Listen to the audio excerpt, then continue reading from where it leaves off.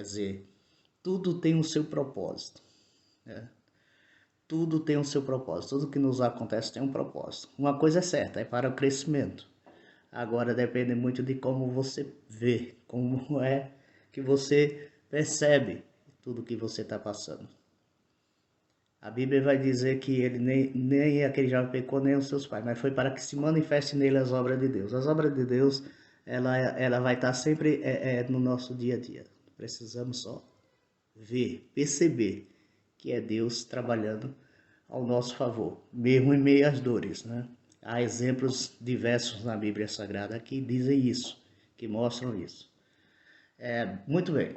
Aí Jesus complementa dizendo o seguinte, versículo 3, ou melhor, versículo 4. Convém que eu faça as obras daquele que me enviou enquanto é dia, noite vem, quando ninguém pode trabalhar. Quer dizer, enquanto Jesus estava aqui com vida, ele estaria trabalhando naquele momento com os discípulos. Enquanto ele tivesse com vida, ele tinha que trabalhar. Aí convém que eu faça as obras daquele que me enviou enquanto é dia, noite vem, quando ninguém pode trabalhar. Ou seja, se você tiver que trabalhar, você tem que trabalhar enquanto é dia, enquanto você tem vida. Porque depois não tem como você trabalhar, né? Isso no sentido material e no sentido espiritual. No caso de Jesus, ele saía a trabalhar levando a mensagem do Senhor, a semente da palavra no campo, que é o mundo. Então, enquanto ele estava com vida, ele saía a trabalhar, a pregoar a palavra de Deus. Ele diz, enquanto estou no mundo, sou a luz do mundo. Tendo dito isso, ele cuspiu na terra e com a saliva ele fez lodo. Ele fez lodo, untou os olhos do cego. Aí deu uma recomendação. Vai, lava-te no tanque de Siloé, que significa o enviado. Era o significado do tanque de Siloé. Foi, pois, e lavou-se e voltou vendo. Até aquele momento em que Jesus falava com os discípulos, o cego não tinha provado do milagre. Agora vem Jesus de uma forma inusitada e cospe no chão, faz um lodo e põe nos olhos do cego e vai até o tanque de Siloé. É interessante porque diz, segundo algumas tradições, eu já li alguns livros, em que diz que os discípulos e a maioria das pessoas acreditavam que a saliva sarava a ferida, se você tivesse um arranhão e tal. E isso tem até num costume nosso, ou tradição cultura dos avós, que dizia, você tomou um arranhão, passa a cuspe em cima que sara, né? E interessante, parece que já vem de muito tempo isso. Dizem que Jesus usou a saliva porque eles acreditavam nisso, que a saliva curava, né? Qualquer ferida, qualquer ferimento, assim, razoável, né? Superficial, poderia ser curado. Aí Jesus usa essa saliva, diz ao cego, vai até o tanque de Siloé e lava-te. E chegando lá, ele lavou. Ele lavou-se e voltou vendo. O versículo 8 vai dizer, vai deixar os discípulos e Cristo um pouco de lado e vai falar da trajetória. João vai falar da trajetória desse cego após o milagre. A Bíblia diz que o milagre aconteceu, ele abriu os olhos e passou a ver. Aí no versículo 8 vai dizer que não diz que ele voltou para os discípulos e para Jesus, mas diz que ele foi seguir o seu caminho. Então a Bíblia vai dizer que os vizinhos e aquele que antes conhecia eles, aquelas pessoas conhecidas de sua família, a sua rua, né? Aqueles que conheciam muito bem ele e sua família, vai dizer que encontrou com ele. Então os vizinhos fizeram uma pergunta a ele, não é este aquele que estava sentado e mendigava entre eles? Aí uns diziam, é este, e outros, parece-se com ele. Ele dizia, sou eu. O cego agora estava vendo eles, não só ouvindo, mas já percebia a conversa deles, os curiosos, porque sabia que ele era cego de nascença, como é que ele passou a ver? E aí eles ficaram discutindo entre eles. Aí o cego olhou para eles e disse, sou eu mesmo. Aí eles disseram, como se te abriram os olhos? Ele respondeu e disse: o homem chamado Jesus fez lodo e untou-me os olhos e disse-me: vai ao tanque de Siloé, e lavei. Então fui, lavei-me e vi. Disseram ele, pois, onde está ele? O cego respondeu: não sei. Muitas das vezes na nossa vida não é assim. Nós precisamos de um milagre, estamos passando por um problema, uma situação difícil, e aí chega aquela hora em que a gente não tem mais a quem recorrer, não tem mais a quem procurar, a não ser Deus. Porque Deus não abandona, todo ser humano tem a graça, né? Deus não abandonou nenhum dos seus seres humanos, dos seus filhos, todos, independente de cor, raça, religião, credo, independente de qualquer outra coisa, está livre da graça de Deus, excluso, ninguém está excluído da graça de Deus. Chega um momento dessa dificuldade, um momento difícil que você está passando, não tem a quem recorrer, só a Deus. E aí você faz uma oração, um pensamento, ou você pede oração, e uma autoridade espiritual vai orar, e de repente Deus faz um milagre.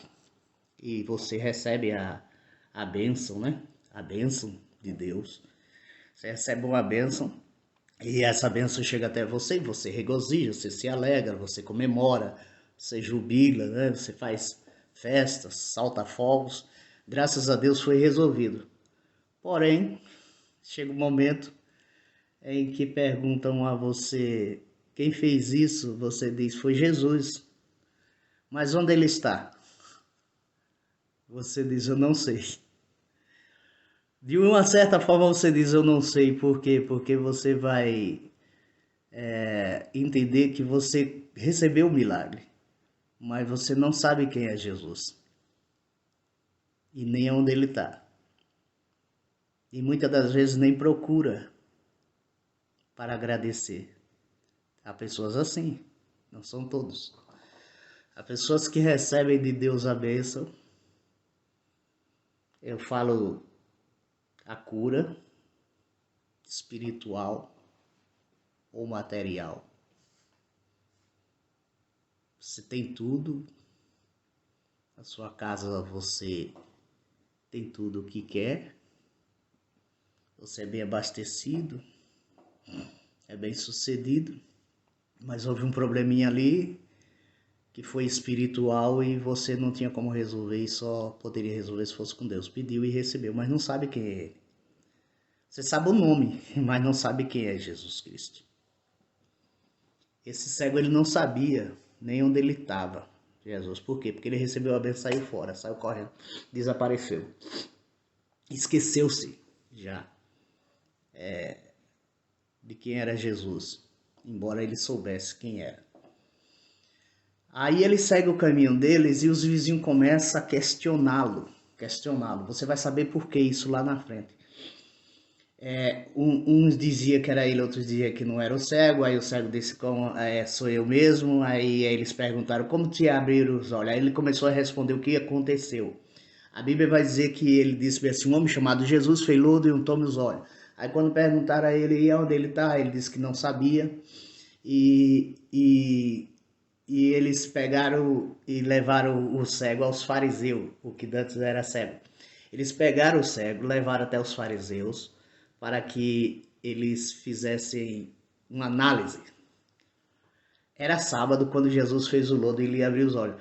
Tornaram, pois, também os fariseus a perguntar-lhe como vira, e ele lhe disse: pôs-me lodo sobre os olhos. Ele começou a repetir a mesma conversa, dizendo como foi que foi feito o milagre. Jesus colocou o lodo, cuspiu, fez a terra, colocou nos olhos e pediu para que ele fosse até o tanque de Siloé, e ali ele abriu os olhos.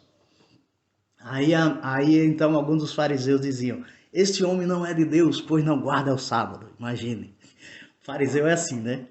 Esse homem não é de Deus porque ele está fazendo aquilo contrário ao que a gente acha certo, é a lei. Este homem não é de Deus porque eu vi ele fazendo isto e aquilo outro. E o nosso padrão de religião tem que ser assim: no sábado não pode fazer nada. Na nossa religião não pode fazer isso, não pode fazer aquilo.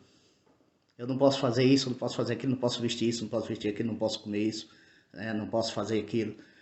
São várias restrições que impedem até de você amar o próximo. É o que aconteceu aqui, porque eles disseram bem assim: este homem não é de Deus, pois não guarda o sábado. Dizia um outro: como pode um homem pecador fazer tais... Olha, gente, eles acreditavam que Jesus Cristo era pecador. Olha só a avaliação dos fariseus, dos religiosos. Eles acreditavam que Jesus era pecador. A Bíblia vai dizer que Jesus não tem pecado. Ele não nasceu em pecado, porém ele não tem pecado. Jesus não, a Bíblia não relata em nenhum momento que Jesus foi pecador, que pecou. Ele nunca pecou e eles diziam que ele era um pecador. Eles disseram por ele não guardar o sábado, ele se fazia um homem pecador. Aí ele diz: como pode um homem pecador fazer tais sinais? Você que está me ouvindo, você faz parte de alguma religião e saiu dela? E você continua fazendo a diferença na vida das pessoas no dia a dia? Você é uma pessoa honesta, você respeita o ser humano, você tem amor ao próximo, você faz a caridade, você é solidário, você é um bom filho, uma boa esposa, um bom marido. Mesmo saindo da religião, você faz tudo isso.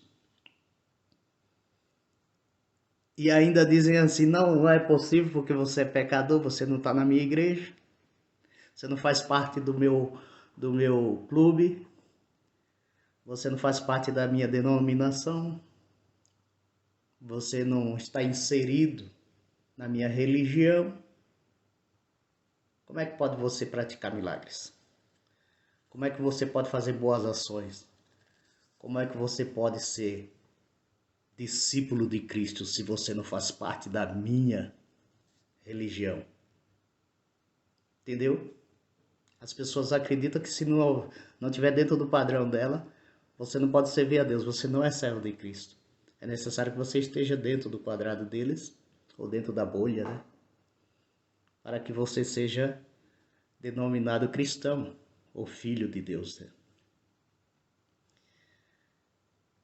A Bíblia vai dizer que este homem não é de Deus, porque assim eles disseram, pois não guarda o sábado. Dizer outros: como pode um pecador fazer tais sinais?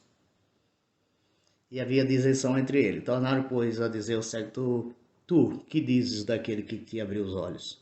E ele respondeu: é o profeta. Para mim ele é um profeta. Aí os judeus, porém, não creram que ele tivesse sido cego. Olha só, irmão. Diante de tantas testemunhas que conhecia o cego, ou o ex-cego, né? Diante de tantas testemunhas, eles ainda não acreditavam que aquele homem era cego de nascença e passou a ver. Aí a Bíblia vai dizer que os judeus que não acreditavam que ele fosse cego e chamaram os pais dele. Por quê? Porque ninguém melhor para